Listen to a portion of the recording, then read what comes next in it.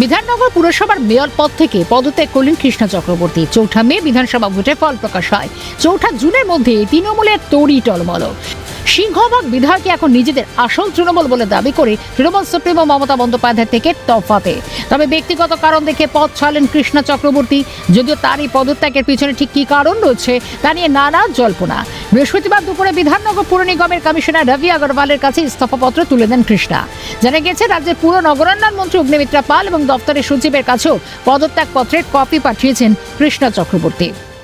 রাজনীতি, কোনো গল্প, কোনো পালা বদল না, এটা আমি অনেক আগেই করতাম না। সময়টা খুব সিগনিফিকেন্ট। ববি আপনারা এটা ভাবতে পারেন কারোর সঙ্গে আমার কোনো কোনো ব্যক্তিগত কোনো আলোচনা বা কিছু নেই।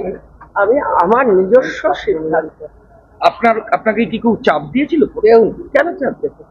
আমি চাপ পাওয়ার মেয়ে বুঝছো না। দেখুন, ডিফাং হয়ে গেছে, এখানে বসে থাকার কোনো মানে হয় না, তাই না? কেউ আসছে না, কেউ কোথাও নেই। তাছাড়া আমার ভাল লাগছে না এইভাবে। আমি কাজের লোক, আমি কাজ খুঁজি, সেটাই আমার সম্পূর্ণ ব্যক্তিগত কারণে আমি মেয়র থেকে নিজেকে সরিয়ে রাখতে চাই। মানে কাজ করতে পারছিলেন না? না, আমি কাজ করতে পারছিলাম, তাই বলবো না। কাউন্সিলররা আসছে না, কেউ।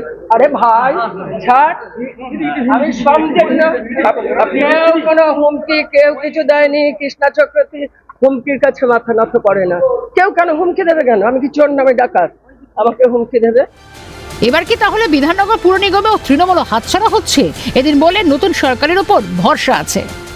আমি বলছি হচ্ছে কিছুটাই, কারণ যেহেতু একটা নতুন সরকার এসছে, সরকার এসছে, সে নতুন ভাবে সে কাজ করবে এবং তার প্রতি আমাদের একটা সরকারের প্রতি ভরসা রাখা উচিত।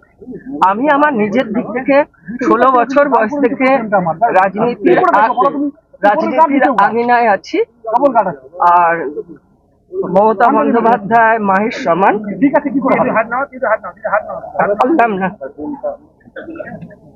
দিদি, আপনি ইমোশনাল হয়ে গেছেন। রাজ্যে ক্ষমতা হারানোর পর থেকে আর নিয়ন্ত্রণে ছিল না বিধাননগর পুরসভা। মেয়র হিসেবে আরো প্রায় 8 মাসের মেয়াদ বাকি ছিল কৃষ্ণার। 2019 থেকে 2022, তারপর 2022 থেকে 2026 4ঠা জুন পর্যন্ত 2 দফায় বিধাননগরের মেয়র পদে ছিলেন কৃষ্ণা চক্রবর্তী। 2019-এর আগে বিধাননগরের মেয়র ছিলেন সব্যসাচী দত্ত। তারপর সব্যসাচীকে সরিয়ে কৃষ্ণাকে মেয়র পদে নিয়ে আসে তৃণমূল। সব্যসাচী বর্তমানে বিধাননগর পুর নিগমের চেয়ারম্যান। সব্যসাচী দত্তের সঙ্গে কৃষ্ণা চক্রবর্তীর কোন্দলও সর্বজনবিদিত। রাজনৈতিক মহলের প্রশ্ন, তাহলে কি সব্যসাচী দত্তের সঙ্গে কোন্দলের জেরেই পুর কমিশনার রবি আগরওয়ালকে পদত্যাগপত্র দিলেন কৃষ্ণা চক্রবর্তী? কেন সবাই পদত্যাগ করছে প্রশ্ন করেন সুপ্রিমোকে মেয়র, চেয়ারম্যান। এসব ক্ষেত্রে তো কোনো কারচুপি ছিল না, কটাক্ষ বিজেপি রাজ্য সভাপতি শ্রমিক ভট্টাচার্যের। সুপ্রিমোর কাছে গিয়ে জিজ্ঞাসা করুন কেন পদত্যাগ করছে।